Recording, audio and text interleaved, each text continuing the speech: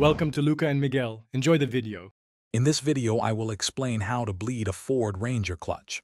First, gather your tools, including a 10 mm wrench, a clear hose, and fresh DOT3 brake fluid.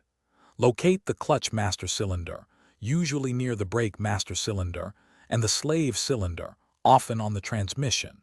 Make sure your truck is on a level surface and safely supported. This preparation ensures a smooth and efficient bleeding process. Next, fill the clutch master cylinder reservoir with fresh DOT3 brake fluid. It's crucial to keep this reservoir topped up throughout the process to prevent air from re-entering. Have an assistant pump the clutch pedal 5 to 10 times, then hold it firmly to the floor.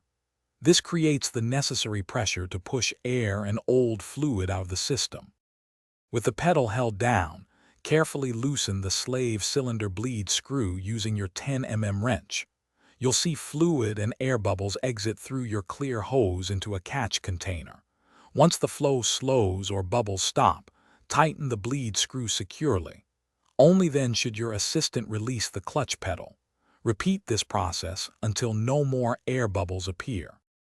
After bleeding, check the clutch pedal for a firm, consistent feel. It should not feel spongy or soft. Top off the master cylinder reservoir to the correct level. Finally, take your Ford Ranger for a short test drive. Pay attention to clutch engagement and disengagement. If the clutch still feels off, you might need to repeat the bleeding process. Thanks for watching and please subscribe. It's the best investment you'll ever make.